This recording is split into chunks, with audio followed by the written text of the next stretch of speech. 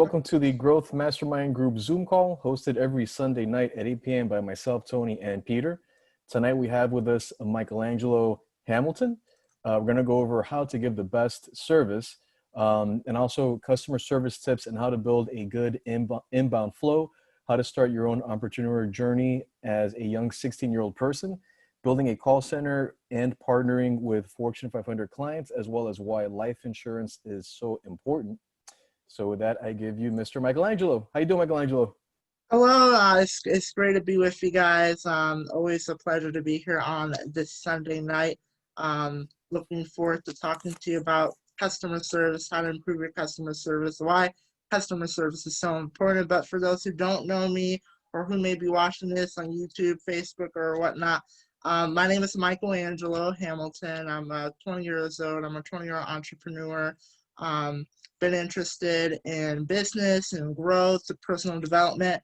I'm a student at Florida Atlantic University for political science. I've always been interested in political side, but I always had a passion for business, and I'm always a hustler. So I'm going to get right into it. So recently, I would say when I was 16 years old, so about 4 years ago, I started my own customer service business, providing inbound calls and outbound call help and support, mainly for political clients. And then that kind of evolved into other different type of clients like food chains, taking their calls. So I really had experience with a whole different groups, insurance, business, as far as, pizza development chains, pizza, food businesses. So it's been really interesting to see my journey progress as when I was 16, to continue to grow into when I'm 20 years right now.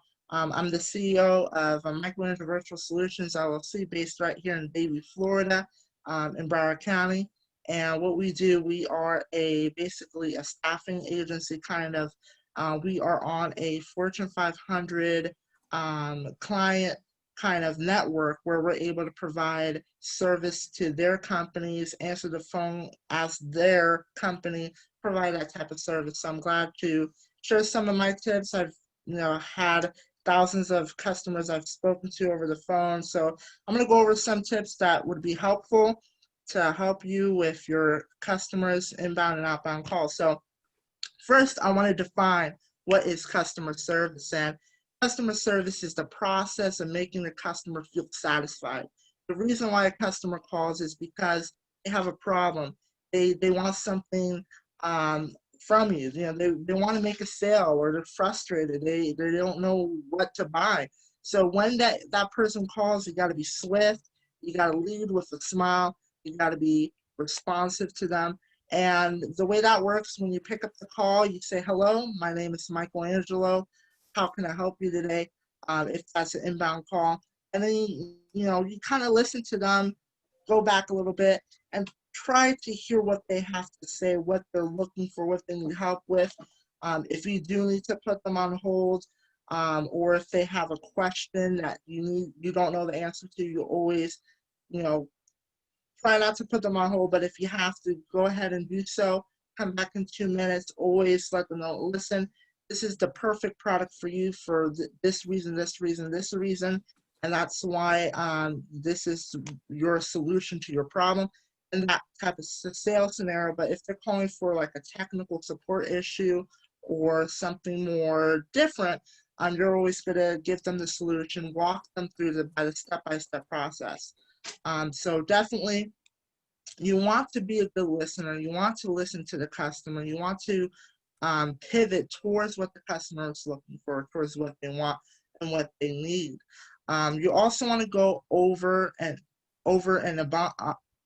above and beyond, rather.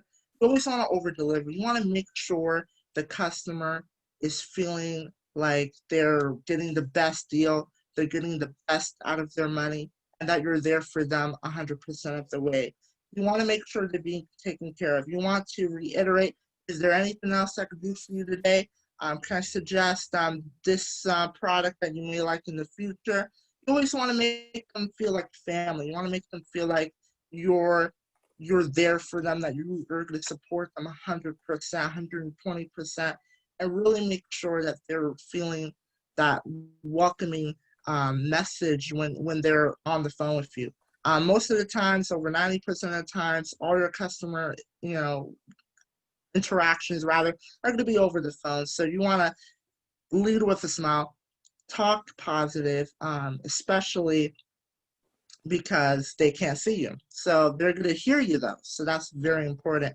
So you also want to make sure that you make a list of your customer complaints. You want to make a list of your complaints that the customer is giving to your team. So some of the most common complaints are inconsistency.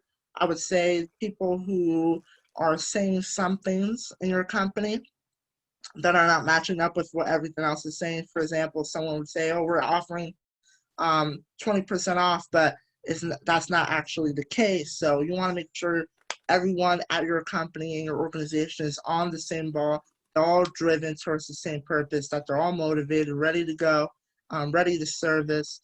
And you want to make sure that you're not reactive. You want to be proactive. You want to make sure you get ahead of the problem.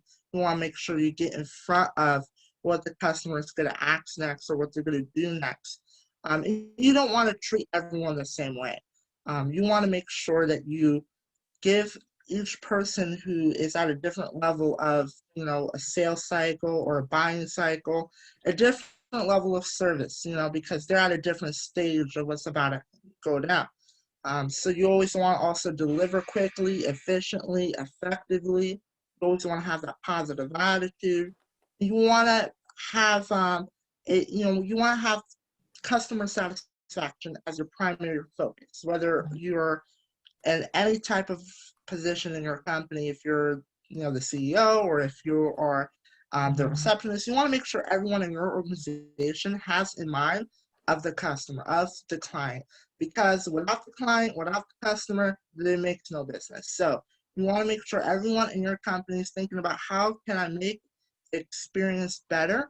If your position involves physically interacting with the client or over the phone, you want to make sure that you're making it easier, not harder, on your client to do business with you.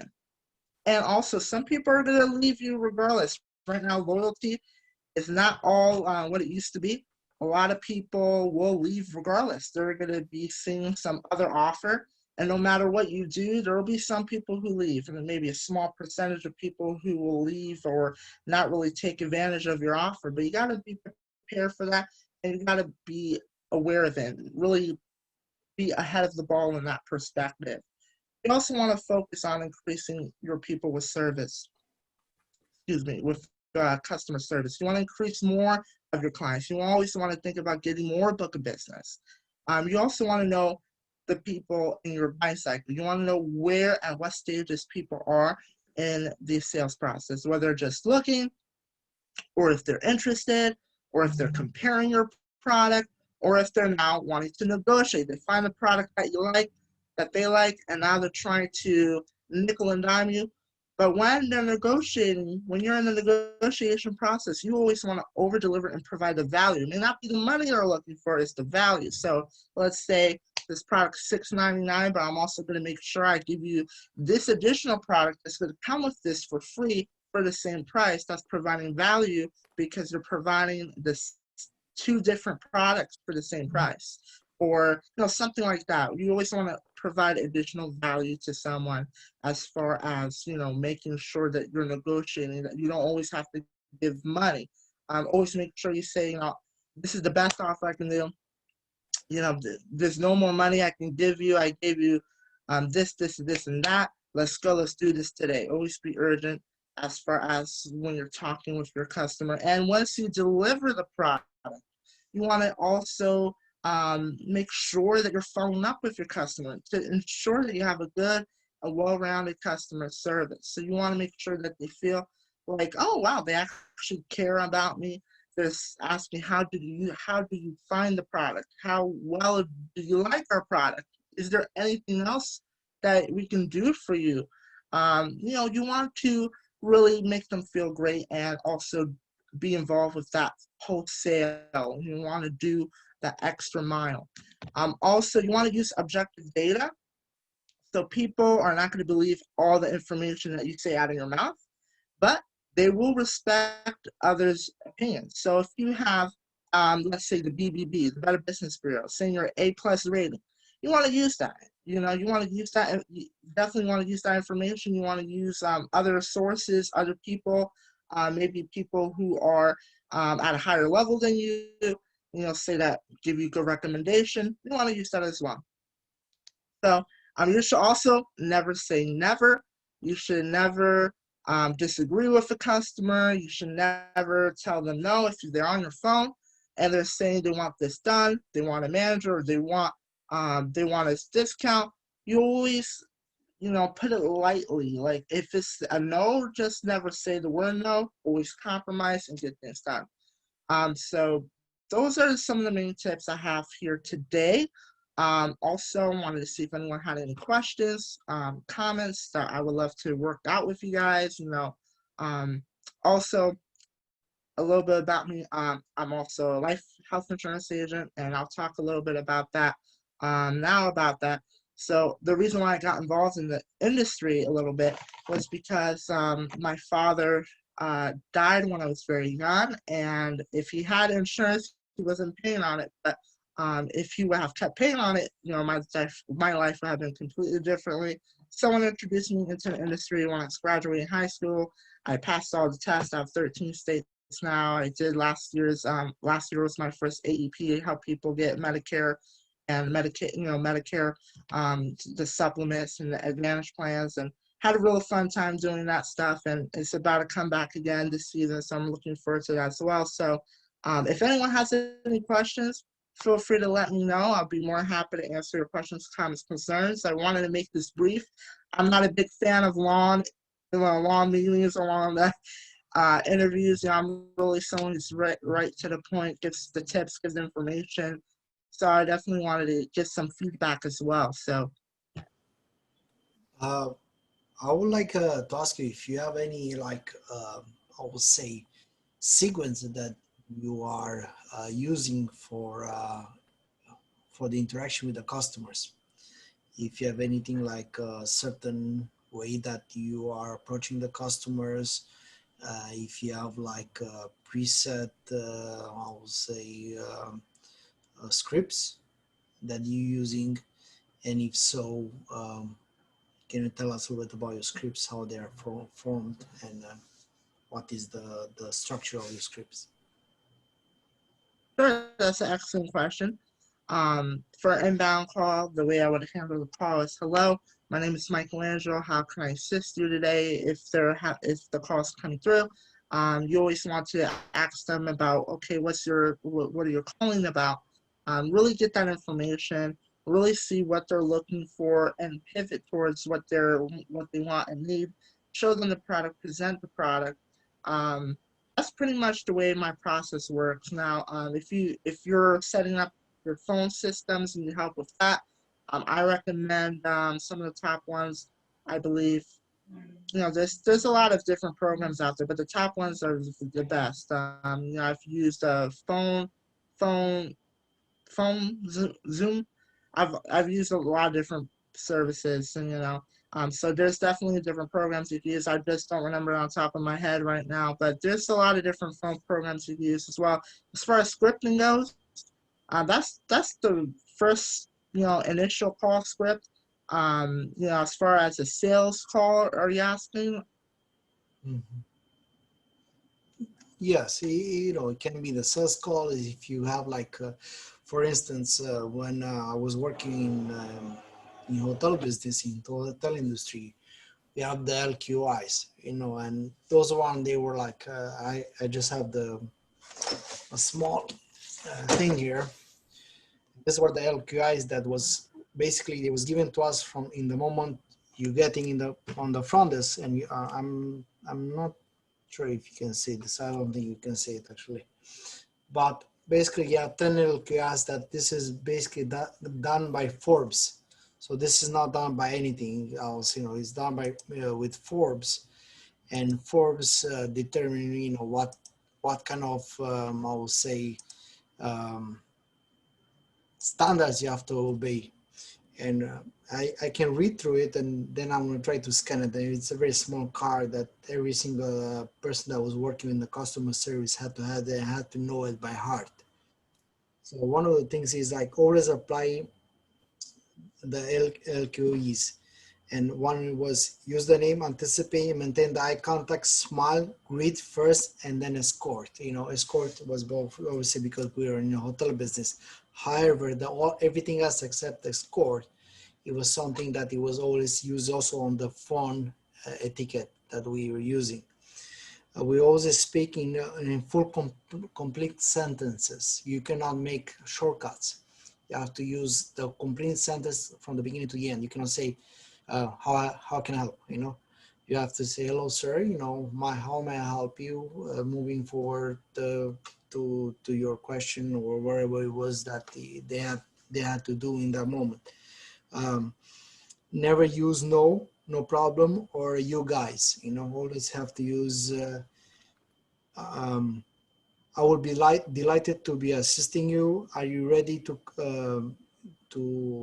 be helped, or are you ready to get assisted? You know, something like, you know, like formalities that is basically standards for a 5-star. Avoid to use phrases, fragments like you, or Always think before you speak. Never interrupt a guest. Always allow him to finish their sentence even if they're wrong. Yes. Right. Always use the interaction with the guest with thank you, have a nice day, welcome, and not just not to be like just thank you. You have to thank you very much for your information or whatever you just said to me. It's very good information. I would like also to add the following. So in that way, they're gonna feel that you heard them and you are continuing the sentences, you know. So it has to be a full sentence again. Always ask if you need further assistance, and always respond, I guess, with comments that to show that you're listening. So I would love to hear more about your observation that you just made. You know, I would like to learn more about you or whatever it is the phrase that they are in. Never use robotic scripted responses. Never use slangs, and always use phrases like absolutely, I beg your partner. Never use can you repeat please? You can use that one. You have to use always absolutely and I beg your pardon. So those Right. were, you know, like just some 5-star things that, you know, it was used for customer service. And I was wondering if your company does anything like that similar, that will be like more, I will say, accustomed for the type of service that you provide. Excellent question. We do incorporate many of the different practices that you did mention there. You know, definitely using professional etiquette. Um, Please, don't over the customer, even if they're one. I really love that one. If they have incorrect information, let them say it fully, let it out.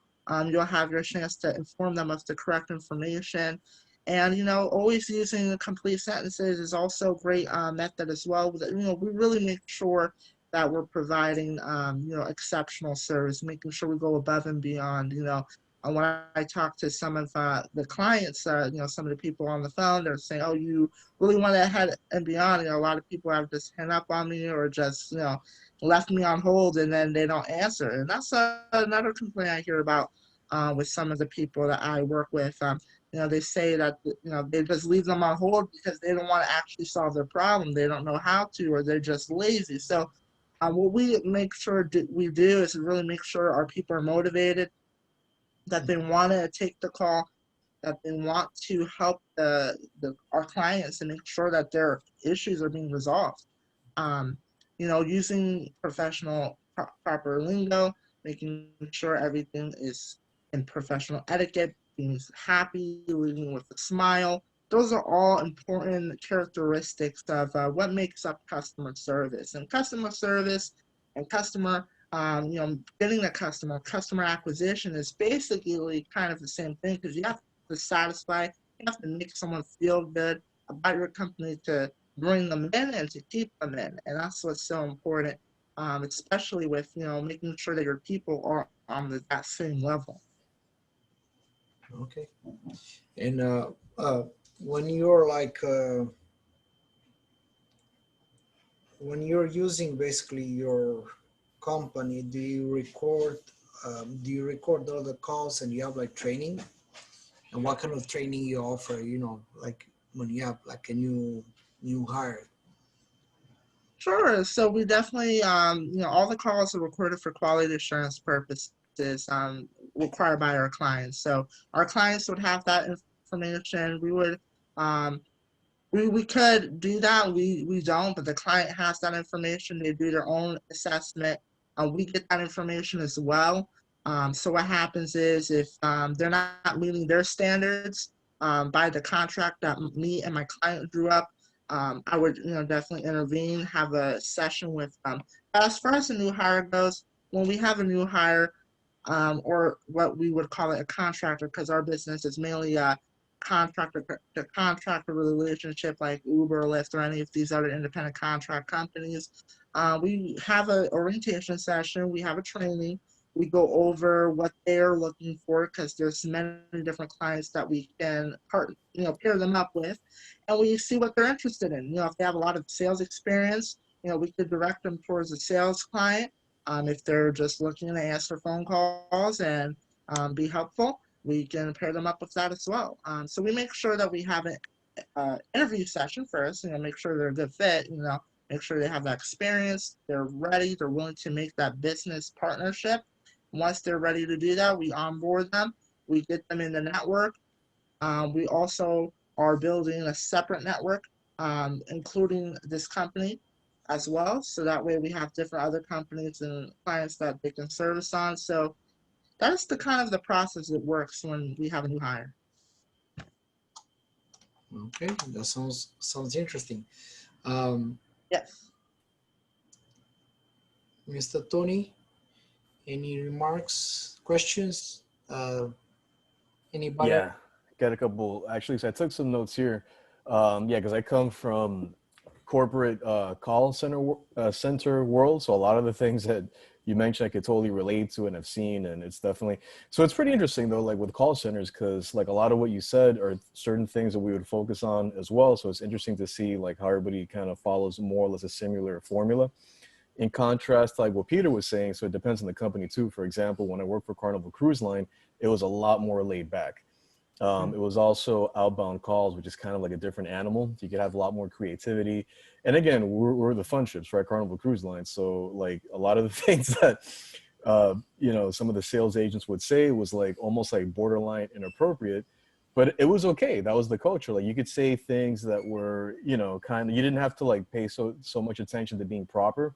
You had to kind of create like this fun environment. And sometimes they would be a little over the top, in my opinion, but hey, it worked for them. So I wanted to ask you, so, like what I used to do, I was actually for them a quality assurance analyst. So I used to have to listen to, God, I don't even know how many calls, but thousands and thousands of hours worth of, calls from different departments, from sales, customer service, accounts receivable. I mean, all across the board from the different departments. And for us, I would always notice kind of like a common thread of issues when I would do like the grading and go through the monitoring process. Like, for example, active listening was always an issue. Sometimes they would get distracted. They were on Facebook. They just were like not paying attention. They would forget to mute themselves. You could hear them talking to their neighbor. It was like a pet. I used to hate that when I heard them. Like, come on, man. Like, what are we paying you for, right? For the sales centers, the transition to sales was sometimes kind of rough. It's like, they finish resolving the issue. And then when they would make that transition, it was sometimes really rough. It's like, man, you're not like, it's like they took the call script like too much to heart, like too black and white, and they wouldn't get creative with it, so to speak. So that was an issue I saw with the sales department. And then the long hold times. Oh, dear Lord. I would see, I mean, this was, just thinking about it, the hairs on the back of my neck stand up. Sometimes I'm talking about like 8-minute holds, 10-minute holds without refreshing the customer. To their credit, what would happen is if it was like a difficult issue, they would put them on hold, reach out to tech support or whoever they had to reach out to, but they wouldn't refresh the customer. So the customer would just be there with a musical hold for like 8 minutes at a time. And I think it's like an industry standard because I think you mentioned 2 minutes too. Same thing, AT&T, a lot of the big corporations. I think it's like around the 2 minute mark when you have to refresh the customer. Yeah, so those are some of the things that I've experienced. When I was doing my quality assurance, listening to calls and just working for call centers in the corporate. So with your call center, like what are some of the biggest challenges that you face with your reps, and what do you do to create? To correct those behaviors? Sure. That is a great question. So definitely, I would say long hold times. That is number one as well. That's something I see across the board. People forget that you have to keep the customer updated and informed on the call because they don't know what you're doing. Also, you have to ask permission to place them on hold. A lot of times I would see some people just say, "I'm placing on hold," and then just hang up the phone or put it on hold. Customers don't like that. They don't like being put on hold. No one likes being put on hold, and especially for 10, 20, 30 minutes on end. That's something that is just unacceptable. So I would say definitely on hold times. Giving incorrect information. If someone gives incorrect information, that definitely makes the experience inconvenient. Makes the customer frustrated. They're less likely to do business with you. And what we do once we receive those complaints, for example, the long hold time, once we receive that, we would go ahead, have a session with our representative, let them know what happened, what call was it, and kind of train them up a little bit, refresh them on the idea that you're supposed to, for example, do a 2 minute refresh on the customer, and then we would let them, go back into it. If we keep getting repeat complaints, that would violate our agreement with between my call center and the client, and then I would have the ability to let the person know before they do. If they do it, that would be worse, obviously. So it's kind of my job as the chief executive officer of the company to make sure that all the independent contractors are abiding by what our clients want us to do. So that I always be proactive. We always have weekly sessions or bi-weekly session with some of our representatives to make sure we're reaching out to them, letting them know that we're here to service them. That's what we're all about. We're all about servicing not only our clients but our representatives, making sure that they feel comfortable with the work they're doing, even with their training, because training before they even get on the phone, as they're understanding the material, they're going to get through the material to pass all the assessments to be able to get on the phone. So when something does arise, when something does come up, when there are not really meeting the standards, we always take action immediately to try to reprimand that and try to adjust their behavior. Oh, you're on mute, Tony. Oops, sorry. Yeah, like There you some of the go. things that, yeah, nothing. I didn't even notice. One thing that we would do, like for the wrong information, is like immediately, just place them on meeting and just get them off the phone for like at least 5-10 minutes. Let them know, hey, this information was incorrect. Have a team leader manager call the customer back and say, hey, listen, we're so sorry that information was actually incorrect, and then have them go and give them the correct information. But yeah, let them know immediately because it's very customer impacting. Depending on the severity, but we don't want them to have the wrong information in mind. As far as the long hold time, something interesting we would do is just not allow them to place them on hold. That one was great. So like, I mean, sometimes you can't avoid it, right? If they have to reach out to another department, but like, especially like a lot of the new hires, if it's something kind of technical where they have to look at the manual to place an order or whatever it is that they're doing. So they get scared. They feel like there's going to be like, they don't know what to do. So they place them on hold to work on their request and then they go back to them. So we're like, all right, well, as you're working on the request, you're not allowed to put them on hold. So you have to, service them, work on the request while talking to them, and just let them know, hey, I'm working on this. I'm sorry for the long hold time. My system's running a little bit slow. We would kind of like give them like certain like fillers that they were allowed to use, or they could come up with their own, and we would approve them. So we would just avoid, not allow them to place them on hold if they were working on something for them real time. So, but that's pretty interesting, man. So I wanted to ask you, like, if somebody, if it's like a company, I guess it's a little bit more straightforward for them. But it's got to be, like if you want to have like a call center and have contracts and service other companies. I mean, what are kind of like some of the beginning steps if one wanted to, as a business, open up their own call center? I imagine if you're representing other companies, it's got to be like a lot of legalities and things in there. Sure, that's a great question. So, definitely opening up an LLC, bank account, business licenses. Some states have, some jurisdictions you have to have a business license. A lot of people sometimes don't follow that or are not aware of that, but you should have your business licenses. That's what I've seen with other, people I worked with, not in the call center business, but in other businesses, they're not aware that you have to have all these licenses. So that's the first step. We're actually partnered with a platform called the Rise Virtual Solutions. Yep. They've been around since 2009. They've been, on the president's, you know, entrepreneur tour in 2009 as well. But they're pretty active until today in 2020. They've serviced a lot of different major brands, telecommunications brands, travel companies, coffee companies. So that's where we our main client is. But what my passion is to build a network of other companies, other small businesses that need a customer service, that need help setting up some sort of, phone line, and we would help them do that as well. So that is basically the main steps. You would just have to make sure you have a proper LLC operating agreement.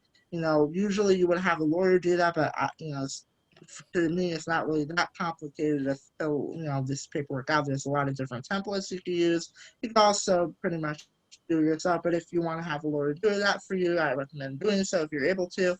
Make sure that everything's all set and go. I would have an EIN number, IRS number. You want to make sure you pay your employees on payroll. You can use Square, you can use a Zello.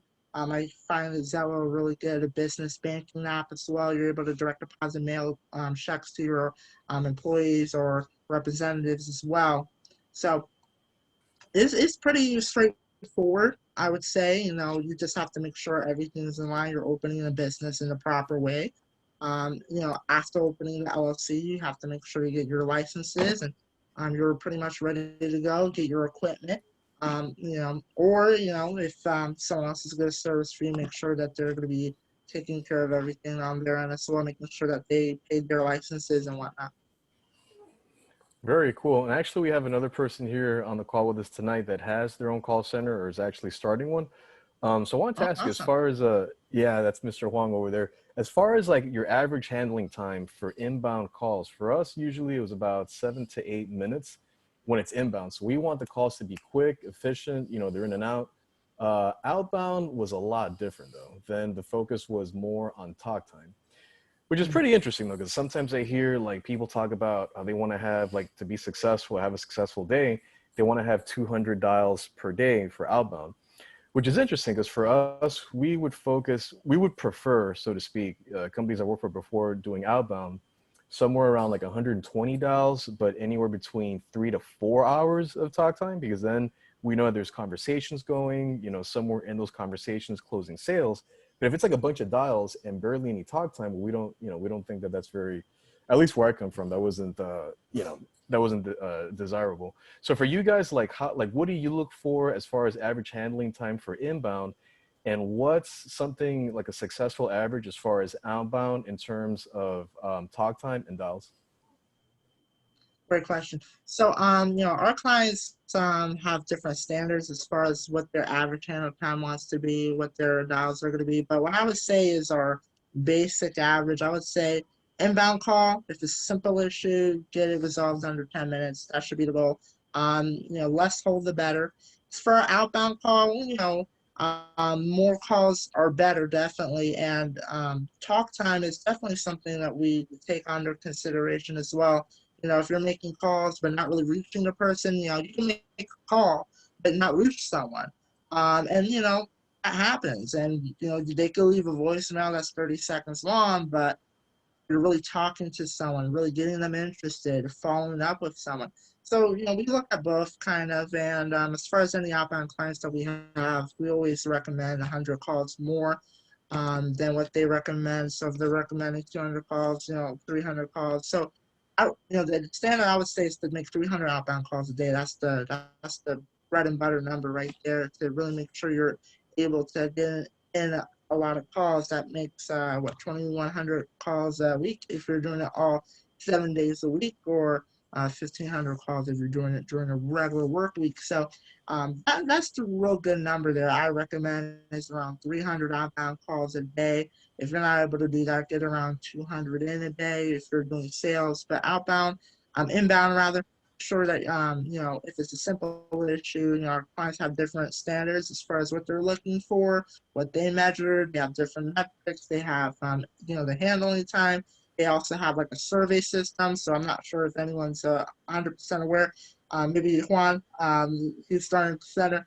Those surveys at the end of the call that you hear on the system, they actually impact our agents. So that survey gets logged into a system based off of the person on the phone call, and we generate a score for them, as far as how well did that person handle the situation. So there's an agent handling score. So there's a lot of different other metrics that the client looks for and that we kind of measure because they give us that information. We look it over and see what they're, are on this platform and try to, reach out to them if they're not meeting the scores and make sure they're upholding the agreement that we have with them.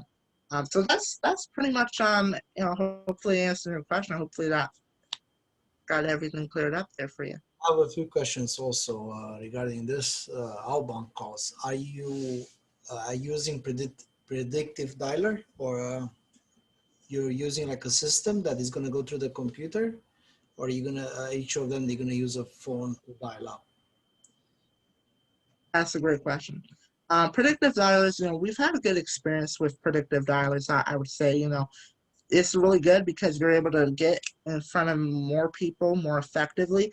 I would be careful with some of the regulations on cell phones. You're not supposed to call cell phones or whatnot. There's a lot of regulations on making outbound calls. So I would be careful with that.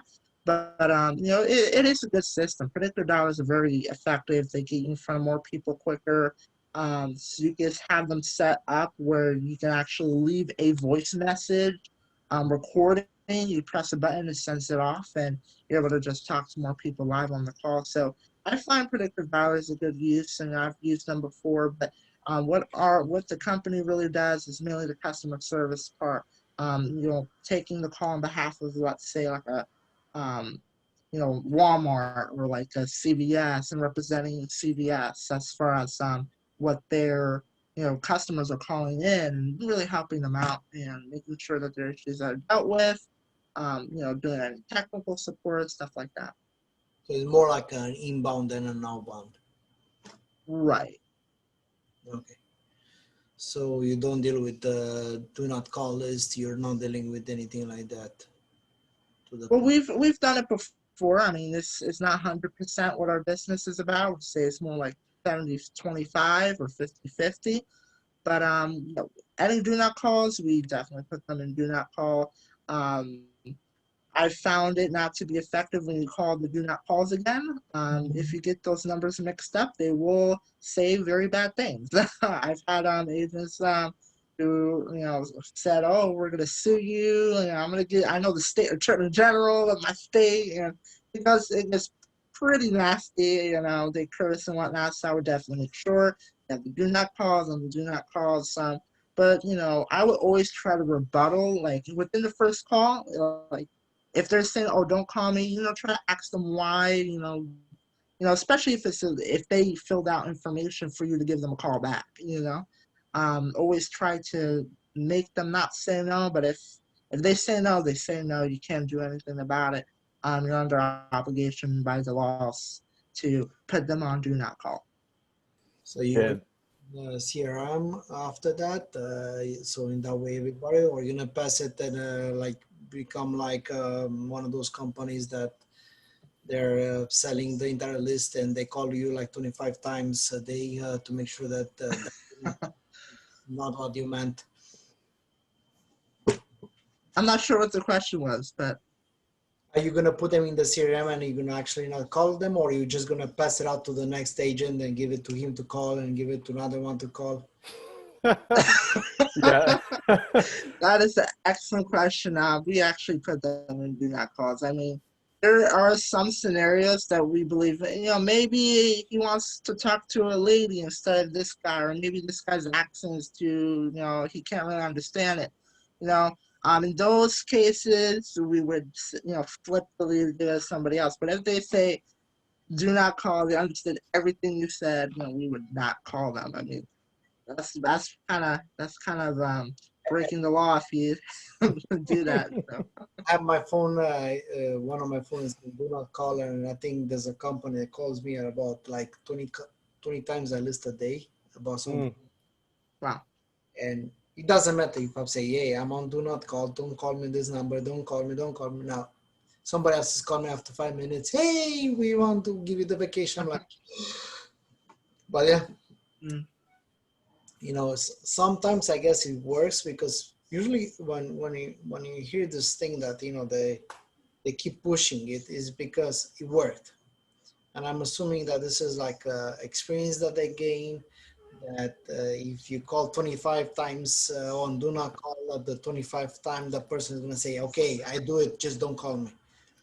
And I guess that's a Right. strategy to apply, but yeah, it's different ways.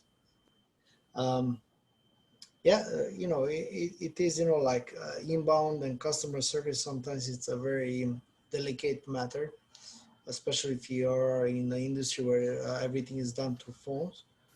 Are you using the method of if let's say somebody, I'm not sure what is your, on the outbound, what is your pickup rate?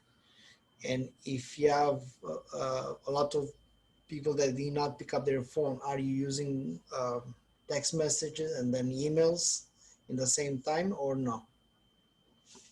So actually, with one of our clients, on my sole proprietorships, I do some of the calls on my own, but I have a call center that we have clients and do that stuff. I used to do timeshares, right? I used to, call up people who own timeshares, and I was with this company or had a partnership with this company that they wanted to bring them to this informational meeting to kind of sell them an upgrade of the package. So we would tell them this is an informational meeting, this is a meeting about your timeshare, because it is, it is a meeting about the timeshare, and the company is merged with another company, and they're offering this new package, right? So, when I would make those calls, I would make the calls. If they don't answer, I would send them a text. Sometimes I just sent text alone, and they would reply to me. Okay, I'll do this date and this date, and we send an email. We send email confirmations. I've also had very good luck sending emails to people who I never even called once and they respond to the email, but um, mainly it's the phones that really get people to respond. I would say most of the time there. As a text message or as a phone call? Text messages are good, it's pretty effective. Sometimes you don't know if it's a cell number or not, or it's going to be a mobile or a landline number, but text messages are effective. I would say use all the tools at your disposal and definitely try to reach out to the customer in any way possible. Phones, text messages, emails, but we mainly do phones and calls, actual phone calls. But we'll do text messages on occasion. We'll be creative with some text messages sometimes if we have kind of like a relationship with the customer, or with a client, or someone we're doing business with. It'll be like, I'm at this business summit, learning more how to help you type of thing, or, trying to get them engaged and, really be creative. That's what we're doing as well. Yeah, and just to kind of add to that, I've closed a lot of business just all via text message without ever making a single phone call. Like thousands of dollars worth of business just from, text messages. I'd have like set up like different little scripts and send them out. And at least the key for us was really to be authentic, to use their name in the text message, using different systems for like emails as well, sounding authentic, not using autoresponders. Like the less mechanical and the more human like you could make it, the better the response was overall. But yeah, I mean, if you have like a really good sales campaign, sometimes you don't even have to make not even a single phone call, so it could be really really effective. Definitely, that does bring up a good point. Being personable, making sure their name is included in the message. People can tell if it's an automated message or not. If it's because it's harder. It's more expensive equipment to do. The auto fill in names. So there will be some emails that will be like, "Hey, Amanda." You have to actually purchase like an autoresponder compared to doing it individually. Hey, Amanda, you can kind of tell the difference when someone's just, shooting it on an email list. They have it all nice and typed out and everything, and then the machine takes the information and just puts it in there, sends it to the client or to the customer. Yeah, absolutely. So, man, time flies when you're having fun. It's already 9 p.m. and we haven't even opened up for any questions. So, if anybody has any questions for Michelangelo, now would be the time, guys. Just go ahead and raise your hand or drop in a number one or a comment in the chat. Now or never, I think guys. Juan has a question. Why Just can't saying I hi. see that? It's I can't see that on. Okay, all right, Juan, go for it, sir. I think he's unmuted. What's up, Michelangelo? Hey, I'm man. good, So, Juan. I mean, I have several questions actually. I don't want to take a lot of your time. So maybe like in the future, you and I can have a little, I guess, brainstorming session, right? Where is your call center based out of? I don't know. Like I came into the call a little late, so I don't know if you spoke about that in the beginning. Sure, good question. We're based out of Davie, Florida, in Broward County, in the south part of Florida, um, right near Peter and Tony. I think you're in Miami too, right? Miami, yes, sir. Okay, Right, gotcha, 305. gotcha. And how many like are all your agents working from home right now, or you guys got an office? Well, actually, our whole business is a virtual-based business. So we do Oh everything wow. online, even before the pandemic. So what we're doing, we're trying to really capitalize on the whole virtual situation right now, trying to really expand that and grow it. This business that, I really haven't 100% focused on 100% of the year because part of the year I do health insurance, and then part of the year I come back to do this. So it's I'm trying to get everything and expand, especially during this time. It's a really good time to do virtual business. Yep, yep. What's the name of your business? You mentioned before Arise. That's is that it or? No, no, that's one of our clients. My business is Michelangelo's Virtual Solutions. Okay. I'm gonna check you out right now. Cool. Um, and the flyer that they sent was that the years. Are you 16 years old or Well, that's when you that's started the that's business? You that's look when I kind of really young. started. Yeah, I look kind of young. No, I'm 20 now. I'm a college student, majoring in Dude, that's political awesome, man. science. Yes, yes. Always interested in politics, but then I'm always interested in business as well. I'm always interested in making money and growing and learning. So yeah, I really started taking calls actually at 16. I kind of lied about my age because you got to be 18, but they didn't really care as long as they had the help. So I kind of started from there as an actual agent, and then I've done insurance when I was 18. Still have my licenses, and then I do customer service on the other parts of the years. So.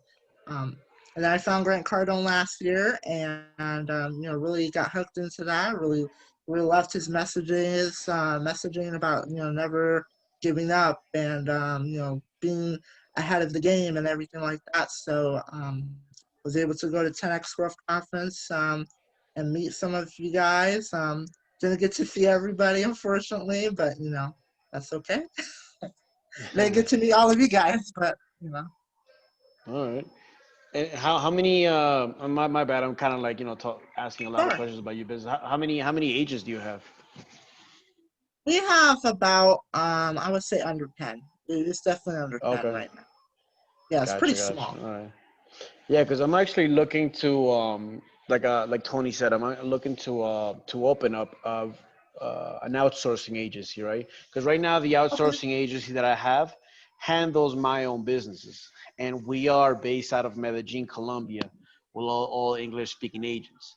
So I don't know, for example, I guess Tony or Peter, you can send me his number, so I can so we can speak later on. Maybe we can do a little bit of business since our outsourcing agency is located in Medellin. Okay, no problem. I can definitely send you my number in here. And you're definitely talking. I definitely know a lot about call centers and you know, are you doing inbound or outbound or Well, we're probably gonna do either inbound and outbound. okay, So cool. we're gonna really we really want to help as many businesses as we can in the United States and have the same growth that my company's had, with what we're doing. So obviously, whatever the clients need or whatever the company needs, whether it's customer service, sales, or marketing, that's what we want to handle for clients. And obviously, like have them outsource their workforce would be awesome. Like we want to aim for about I don't know, maybe like 100 agents within a year or two, which is it's a big goal. It's a big, but at the end of the day, that I think that we can accomplish that right now. Sounds good. Just send you my number as well. We'd love to talk to Okay. you. If you have any Cool. questions, feel free. I'll be here next couple of minutes as well. Anyone else? Any questions, guys? Speak now, forever hold your peace. There we go. Not to forget that you're also both of you are inside of the group mastermind group WhatsApp, so we definitely talk there continuously. Um, I guess some people unmute themselves, so maybe they want to talk. I'm not sure, but Jasmine, Sebastian, How are you, man? I'm doing good. any questions? Go then, babe. She's pissing me off for me. Stop putting down, Winston. I Sure, if we're supposed to hear that, but welcome. Yeah. Welcome, Sebastian. How are you, sir? Sorry? How you doing? I've been very busy, so I'm good. any question for our guest? Well, I'm not very familiar with that kind of field in my country. It's something that I've heard about, and I know that there's a opportunity here in Haiti. Some people are already doing the virtual assistants here in Haiti. They're trying to build it actually. I've heard about it, but I'm not aware much. I could outsource help for you. My brother is actually working on a project, and I know some people that are Haitian that lives in the state that already have that kind of business. So I'll be like one. So if you need to expand or we can do something in the future, I'll be able to help you out. You know. So I have Awesome. space. I have space. I know a lot of people. Actually, my facility is right next to an English school. So people will be. I can grab some student from here and build something for you. All right, sounds good. You're from Haiti? Yes, from Haiti. Yes. Oh, okay, cool. Cool. So you said your brother is opening up an outsourcing center over there? I'm sorry. You were saying your brother is opening an outsource center? He is a graphic designer, and Okay. he is actually opening an outsource agency for everything that's Photoshop, video editing, and he wants to expand in software as well and call center. So it's Nice. Okay. one big facility, and it's one internet payment. So it would be the same thing. So technically, to have more efficiency in the same place, you can have multiple type of services. Okay. Awesome. Well, I will. Are you in the group chat? Yes, I am. Yes, I am. Okay. I'll message you. I'll send you my number here as well. If anything I could do, give you advice or anything, and Perfect. I'll be more than happy to do that for you as well. Yeah, definitely. We're actually looking for side hustles. So actually, side businesses. Hustles are short term, but I'm looking for long term investments. That would be good. Right, Tony? All right, sir. Thank you, man. Glad you're doing well. And also, Michaelangelo, before we wrap things up, did you want to cover a little bit more about your insurance business? Sure. So, I've been involved with the insurance industry since I was 18 when I became legally an adult. I had my licenses, since then, and they're up for renewal this year. So, the reason why I got involved with the financial services industry at the time, still am today, is, really my experience with my father. He didn't have life insurance. He had it, but he let it expire, and then he died. So that's why I got so passionate about it. When someone talks to me about financial services, they said out me. They got me involved with a financial services company.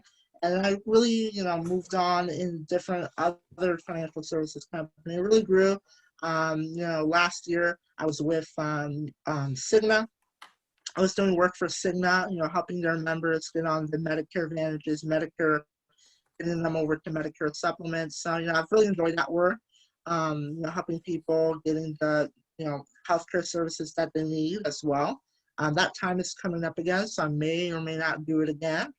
May focus on this customer service business to take, push it forward. But, I really believe financial services are important. If you guys need any life insurance, whole life, or health insurance, I can direct you to the right way or the right resources you're able to get that. So that's a little bit about my experience with the life insurance industry. Have 13 states I'm licensed in. Florida is one of them. It's the home state. There's a lot of other states out there that I don't remember, but it's 13 states. That's awesome, man. Yeah, I made a trip actually for the health insurance potentially because my wife changed jobs, and now like the life insurance that's with her company, it's like really high compared to what she had before. So, but yeah, I mean, everybody knows that, you're in the chat. But for those, I think everybody here is in the group chat, but in case they're not, what is the best way to reach you? Sure. Well, on my social media, everything this is M Hamilton. I'll put it in the group chat. Yeah, if you could do it. Or in the Zoom call here. I'll also put it in the group chat as well for everybody. That's the best way to get in contact with me. I have Instagram, I have Facebook. Instagram, for some reason, it's not really popping up on my phone when I get a message. So Facebook Messenger would be best, or WhatsApp. If you have my phone number, you could text me. I'll put it there too. I'm really here for you guys, so whatever you need, or you want a free consultation as far as you have a project, you have phone calls you need made, I can help you get some agents on that as well. If you're interested in getting life insurance, I'm still licensed. I would have to, get my everything appointments back updated because I haven't been involved with that for a while. But I'm still licensed, able to help out. That's the best way to contact me. I could go ahead and put it right here in the chat here for you guys. Yeah, I mean, if you could please, like your email and any other contact info you'd like to share with us. Sure. Yep. So that way we're gonna also post it on the YouTube at the end. Yeah. And if anyone wants to be interviewed, have interviewing experience, I really have really done it morely for the political side of things. I was able to interview, people who ran for office, like AOC and other people who are, known in the political space as well. But I'm really looking to do mainly business and maybe some political interviews. So anyone who's interested in broadcasting their brand, what they're about, what their business and services are about. I'm definitely interested in getting my podcast back up and going as well. So maybe we could have some collaboration. Yeah, I'll send over a couple of names. I think it was today or yesterday. I saw some people in the chat talking about looking for people for their podcast. So maybe you go ahead and cool. link up with them, and you guys can work something out. So Nice. Definitely. So Michaelangelo, thank you so much, man. Very inspiring. Just your accomplishments are amazing, man. Like 20 years old, doing what you're doing in the financial service space, running a call center. I mean, wow. It makes me feel like, where did I go wrong at 20 years old? So God bless you, man. That's incredible, Absolutely. man. Keep it up, man. Keep it up. Awesome stuff, man. And thank you for sharing your time with us tonight and for giving us this knowledge, and appreciate you, man. So I can't thank you enough. So Peter, did you want to take us away? Well, the only thing I can say, it was awesome, and we learned about new experience about the customer service, and just want to let everybody know that we're gonna post it next week on our YouTube channel, and please everybody to follow us on Facebook if you didn't follow us on Facebook, on our LinkedIn, on our YouTube, Instagram, We're all over the place. The best way to reach us is to growmastermindgroup.com, which is our website. You can find out all the information on every single social media we have, so you can reach to all of them and connect with us, so you can follow everything we do. Okay. Glad to be here. Thank you very much. See you next week. See you next week. Thank you, guys. Thank you.